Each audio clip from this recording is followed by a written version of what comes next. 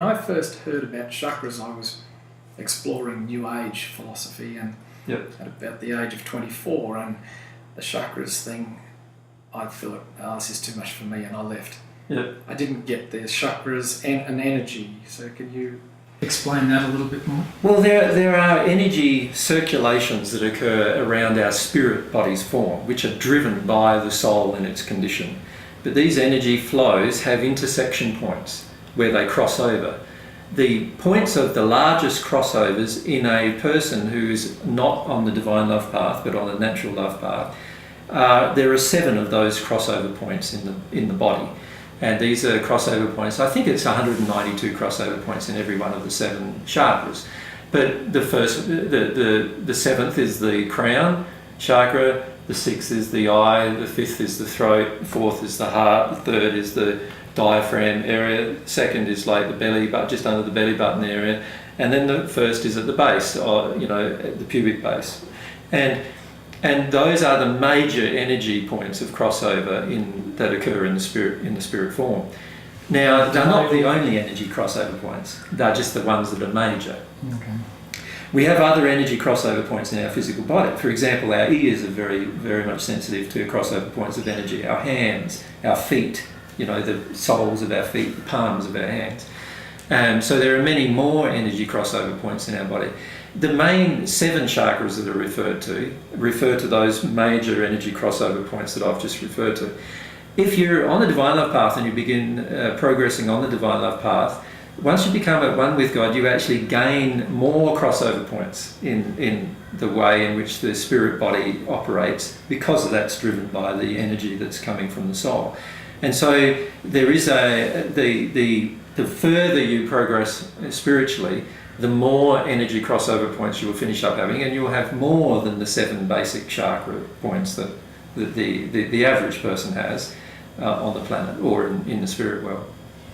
Can you start to progress in this healing of getting these energy points working more effectively? Can you start to get that working before you're at one with God, or like you said in the first century that you noticed when you were when you first discovered healing,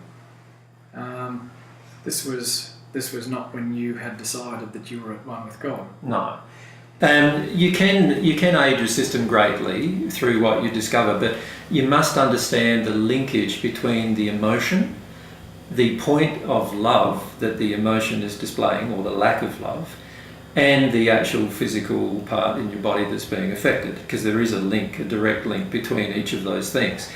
I feel that for most people, when they start looking at healing their spirit body, they don't desire to discover those things.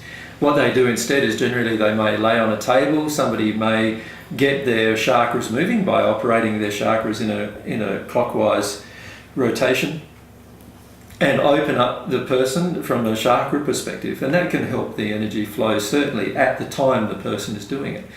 The problem is that we very rarely ask the question of why it's shut down in that location in the first place.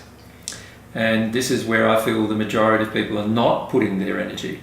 What we have a tendency to do on the planet is we have a tendency to focus on the curing of an ailment without ever seeing what caused the ailment in the first place.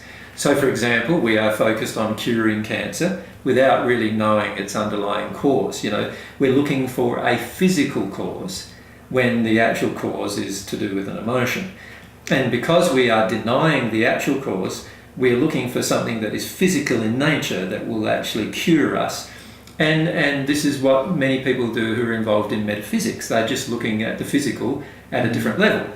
And the different level they're looking at it is the metaphysical rather than just the physical. But they're still looking at a physical effect rather than being able to see the actual cause.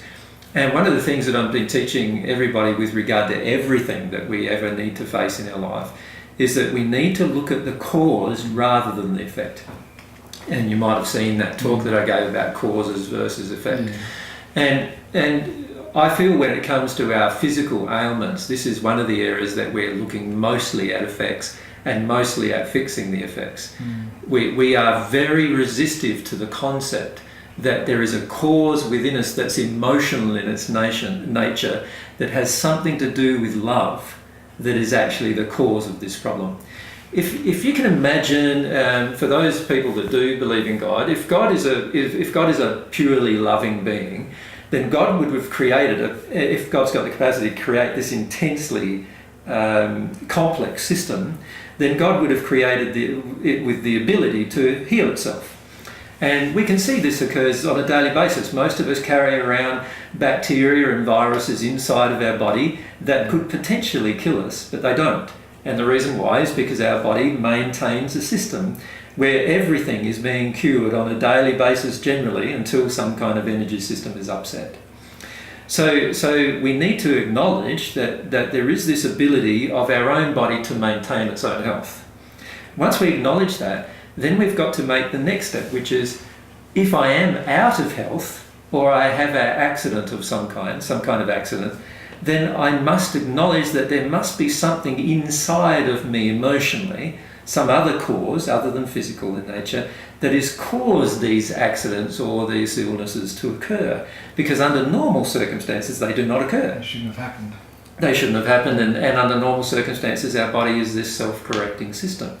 So there's got to be something that's causing the disharmony. And if we understand that God is a God of love, then we'll begin to make the link between love being the cause, or a lack of love being the cause of all disharmony, and love being the cause of all harmony.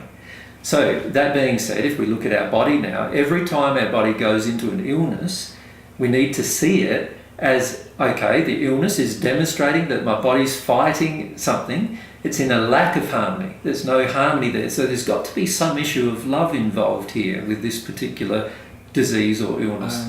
Now, one of the first things you tend to do is you ask people, is it on the left side or the right side? Mm-hmm. So you obviously believe that is it the left side is the feminine and the right side is the masculine. So it has to do with either issues with our parents on that side or masculinity or feminine issues. Yes, but it's a bit more complicated than that, unfortunately, because as you can imagine, with any complex system, it is going to have complicated things that affect it. For example, something could be happening to the left side of your body that is about your masculinity, if you're a male, but it's about how your masculinity is expressed to the feminine. Does that make sense? Rather than being necessarily about femininity.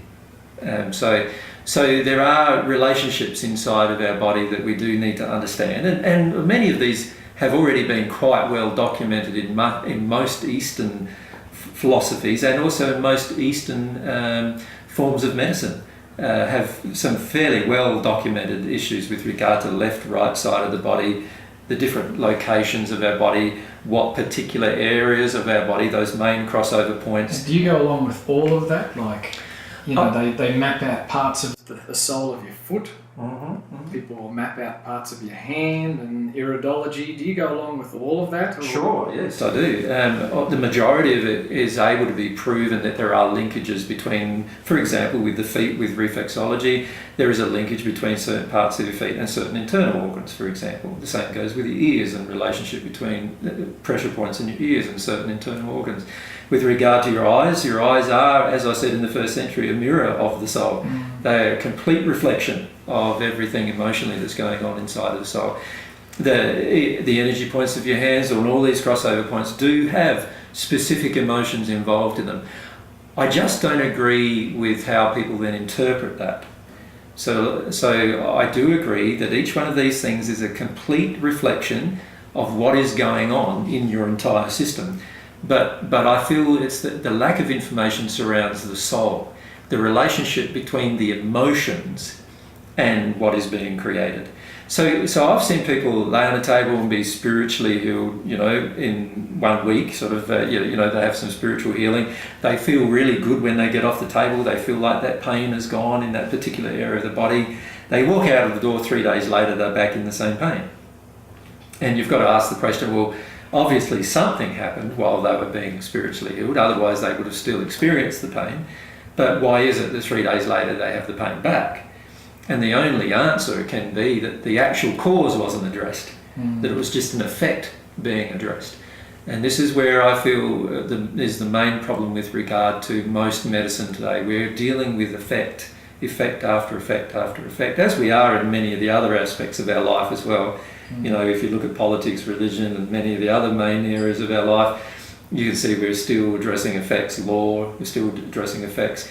We need to start addressing the cause of these particular problems, which all start or begin in the soul, and it all starts and is in the soul out of harmony with love, basically, or with God's viewpoint of love. Now, for example, a lot of people then ask me, well, you know, what happens with children then, you know? Who's out of harmony with love there? Surely a child is more in harmony with love than an adult.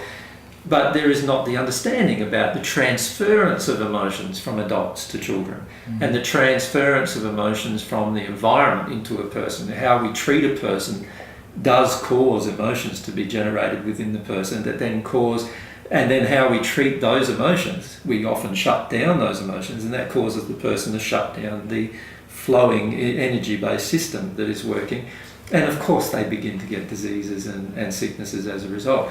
So we need to have more of a study on the actual soul, the effect of the emotion in regard to love, in or out of harmony with love, and how that affects the soul, and the suppression of emotion, and then how that causes effects in the spirit body and in the physical body you know, and this applies whether we are dead, as the saying goes, you know, because we just don't have a physical body but still have a spirit body. So every person in the spirit world is in the lower spheres of the spirit world. They do have physical illnesses still. They do get sick still. And the reason why is because the soul is still causing their sickness. It's the soul's sickness. So in the spirit world, people still experience illness. Yes, yes. It's very rare for a person to not experience illness until they've reached the sixth dimension of the spirit world. So there's this big concept that many spiritualists have, that a person in the spirit world never gets sick anymore, and that's not true. They still get sick because they still have emotional disharmony in their soul, and that disharmony causes them physical problems. And sometimes when you have spirits come to speak with you, you'll find you interact with them, and they'll find, the way they describe it is, I've got a great big hole down on this side of my chest, or I've got a big hole across my groin here, or I've got this big growth that's on my shoulder here and I can't seem to get rid of it. What's that caused by?